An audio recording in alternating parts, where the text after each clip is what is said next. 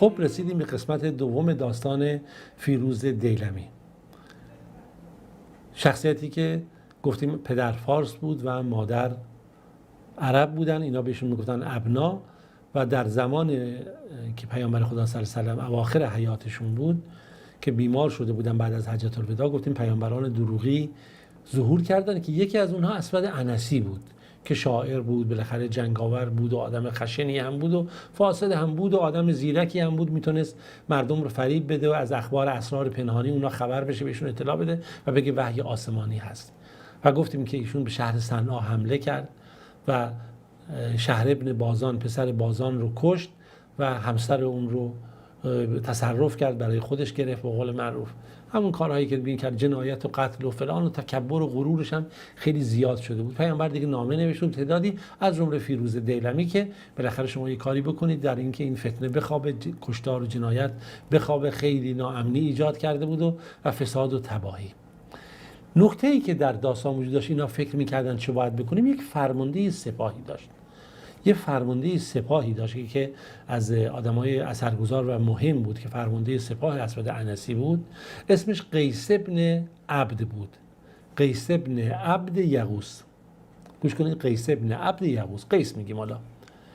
این اینقدر دیگه متکبر و مغرور شده بود و سرکش شده بود که دیگه نسبت به فرماندهان خودش هم ستم و ظلم میکرد. برخوردش به گونه‌ای بود که دیگه فرماندهان نظامیش هم ازش ترس داشتن، از جمله این قیس ابن عبد. هر وقت میترسید که قیس مبادا این اسود انسی به قول معروف علیه این کاری بکنه، اینو بکشه یا برخورد بدی بکنه، و خب این به عنوان یکی از فرماندهان نظامی خیلی ناراحت بود و نگران بود، ولی خب کاری هم نمیتونست بکنه. شیرویه که میگم فیروز با همراه پسرعموش که دازویه بود با هم نشستن مشورت کردن، گفتن ببریم با قیس ارتباط بگیریم. خبر شده بودن که قیس، بین قیس و بین اسود انسی بالاخره مواردی پیش اومده و هر آن ممکنه اسود قیس رو بکشه و قیس نگرانه. گفت بریم با قیس صحبت بکنیم، بگیم آقا ما طرحی داریم برای کشتن اون، بیا با ما همراه بشون. میگه رفتیم با قیس صحبت کردیم و براش تعریف کردیم ما آقا چنین برنامه‌ای داریم، باید این اسود انسی کشته بشه و اگر این کشته نشه فساد و تباهی رو بیشتر میکنه. بگه پس ما با هم 3 نفری عهد بستیم که چیکار بکنیم تا بتونیم این رو بکشیم. گفتیم راه اینه که ما بتونیم به قصر نفوذ کنیم و بریم و اون رو در همون جایی که هست بالاخره در قصر بکشیم و راهی پیدا بکنیم. نکته‌ای که میگه وجود داشت، میگه اسود انسی بعد از شهر ابن بازان رو کشته بود با همسرش ازدواج کرده بود، یا به قول معروف همسر رو تصرف خودش در آورده بود و با همون ظلم و عدوانی که در اونجا داشت. و این همسرش میگه که در واقع دختر عموی این آزاد بود، یعنی فامیل ما بود، یعنی نقش مثل دختر عمو، یعنی میگه فامیل بودیم با هم دیگه. این بود که میگه که من رفتم به قصر اسود انسی و تونستم به یک طریقی با این دختر عموم ملاقات کنم. هم دختر عموی آزاد بود، هم دختر عموی چیز میشد و اینا با هم فامیل بودن. رفتم باهاش ملاقات کردم و بهش گفتم نگاه کن دختر عمو، تو میدونی که این مرد چی جور آدمیه؟ بگه آره. اونم گفت این جز شر و شرارت و پلیدی کار دیگه نیست، یعنی از این انسانی پلیدتر وجود نداره. گفت خب همسرت هم کشته؟ گفت با همسرت که بمونه، با همه این انسان رفتار بدی هم که داره، با همه زنها و همه مسائل وجود داره و جز جنایت کار دیگه نمیکنه. گفت نگاه کن پیامبر خدا صلی الله علیه و آله نامه‌ای داده، این نامه هم خاص ما نیست، برای همه این مردم هست که بتونن نجات پیدا کنن، همه کسانی که مورد خطاب هستن. آیا حاضری ما رو یاری بکنی تا ما بتونیم اسود انسی رو بکشیم؟ گفت من چطوری میتونم کمکتون بکنم؟ گفت بعد یه راهی پیدا کنی تا ما بتونیم وارد خونه بشیم. گفت خب این همش نگهبان داره، خیلی هم حواسش جمعه، خیلی هم آدم تیزی هست، آدمی نیستش که بگی که به همین راحتی باشه حواسش نباشه، کاملا مواظب هست وقتی که میخواد بخوابه، تمام درها برهای ورودی نگهبانان ویژه گذاشته و فلان. بالاخره داشتن با هم فکر میکردن چه باید بکنیم چه نکنیم. یه دفعه اونم گفتش که اون همسر پسر بازان گفت حقیقتا من مسلمانم، من لحظه از دین اسلام هم بر نگشتم، اما نمیدونم باید یه راهی پیدا کنیم که بتونیم این شیطان رو از بین ببریم و این چون انسان پست و پلیدیه به هیچ چیزم رحم نمیکنه.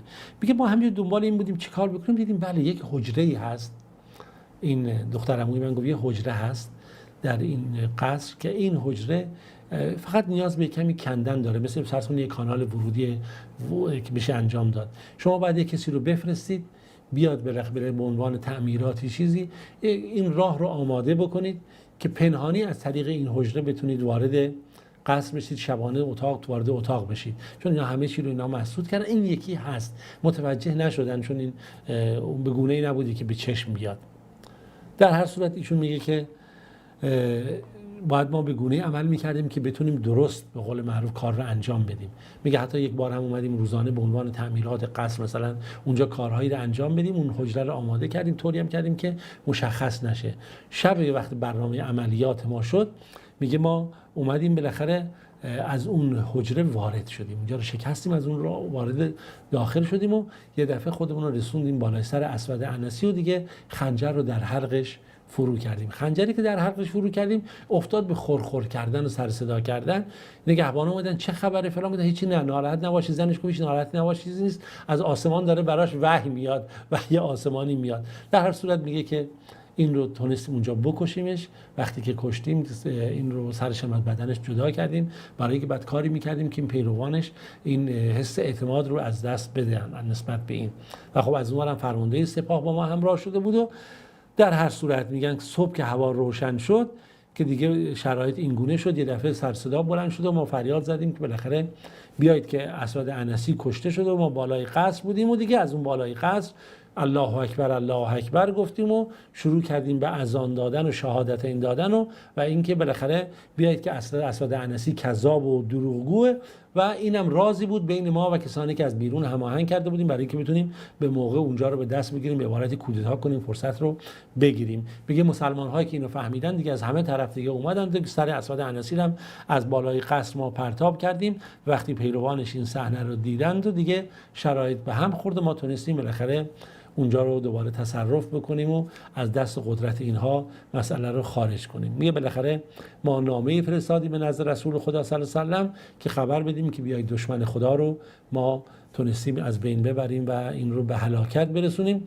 میگه وقتی که اون کسی که نامه رو میبردن که بر پیامبر خدا صلی الله علیه و سلم اونجا نامه رو پیامبر خبر بدن، گفتن پیامبر خدا صلی الله علیه و سلم از دنیا رفتن شب گذشته، یعنی دیشب. در هر صورت اما میگه نکته‌ای که وجود داشت این بود که از جانب وحی پیامبر خدا از مسئله خبر شده بود، چرا که گفته بودن که پیامبر خدا خبر داده به وحی بهش شده بود که بیایید که اون کشته شده. پیامبر قبل از اینکه از دنیا بره رو بیارانش کرده بود که اسود عنسی دیروز کشته شده و یک شخصی مبارک از یک پدر مادر مبارکی این رو کشته که همین فیروز دیلمی هست. که صحابه میگن رسول الله این شخص چه کسیه؟ پیامبر میگه فیروز دیلمی و این خبری است که توسط وحی به پیامبر داده شده. اما وقتی که خب اون بشارت دهندگان میرن میبینن پیامبر از دنیا رفته و صحابه داستان رو برای اینها تعریف میکنن که چه اتفاقی افتاده. و این خب روایت رو ابن عمر در اینجا نقل میکرد در این موردی که در مورد ایشون گفته شده که پیامبر خدا بهشون وحی شده بود، خبر داده بودن. و موارد دیگری خیلی جالبه که میگن که یه روز عمر به فیروز دیلمی براش نامه نوشت. به فیروز دیلمی گفت به من خبر رسیده که تو بالاخره مشغول خوردن عسل‌های مرغوب هستی و فلان و زندگی در ناز و نعمت و فلان هست. وقتی نامه به دستت رسید سریعا خودتو به من برسون. عمر هستی که با کسی تعارف نداره. و میگه فیروز دیلمی وقتی که این نامه عمر به دستش رسید که گفت بیا کارت دارم، از عمر خب کارش هم داشت، نامه براش اومده بود، اومد به مدینه. وقتی اومد به مدینه خب در اطراف در ورودی اتاقی که عمر نشسته بود یا همون جایی که بود، حالا جلسه هرچی بود، ازدحام بود، کسانی اونجا بودند و میخواستن جلوتر خودشون رو تو اتاق برسونن. فیروز دیلمی خب نامه دستش بود، از اون طرف هم خب بنده خدا خب شرایطی بود که اینا نسبت به خیلی موارد شاید اون موارد تشخیص نمیدادن که مثلا در نظر رفتارها موارد اخلاقی که گاهی بین مسلمانان هست. این بود که یک شخصی بود که میگفت من قریشی ام و فلان، من نمیذارم تا من هستم تو بری. این ناراحت شد، یک ضربه‌ای به اون زد، بالاخره تو بینیش و این بینی این شخص خونی شد. بینیش که خونی شد اون شخص رفت پیش عمر گفت ببینیم با من چیکار کرده. گفت کی این کار کرده؟ گفت ببینید فیروز این کار کرده، دم در هست.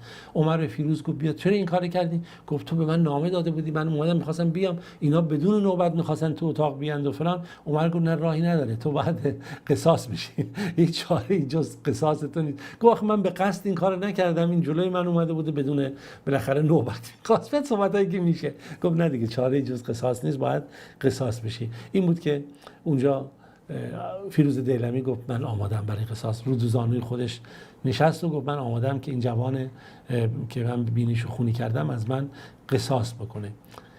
در این لحظه که این گفت من آماده قصاصم، عمر گفت نگاه کنید من رسول خدا صلی الله علیه و سلم شنیدم که میگفت در اون شبه که مثلا اون زمانی که اسود انسی بود و این همه جنایت و فلان کرد، پیامبر گفتش که یک بنده صالح و نیکی که از پدر مادر صالح و نیکی هستش، این شخص اسود انسی رو میکشه و این مدحی بود که پیامبر در مورد ایشون کرده و ای جوان اگه امکان داره اینو ببخش به خاطر این خبر خوبی که پیامبر در مورد فیروز دیلمی داده. اون جوانم گفت واقعا اگه اینجوریه چشم، من از قصاص میگذرم و قصاص نمی کنم. وقتی که فیروز دیلمی این صحنه رو دید، این حالت و این حالتی که بین عمر و اون جوان و بالاخره آین آماده بود که قصاص بشه، گفت من شمشیر خودم و اسب خودم رو با 30,000 از مالی که بالاخره دارم همه اینها رو به این جوان قریشی میدم دیگه. میگن عمر گفتش که خب چه بخشش خوبی، چه پاداش خوبی هم گیرت اومد. در هر صورت فیروز دیلمی در زمان خلافت حضرت عثمان مرده، بعضی گفتن که نه در زمان خلافت امیر معاویه از دنیا رفته. خب تا روز دیگه و داستان دیگه در پناه خدا باشید. خداوند یار و نگهدارتون باشه.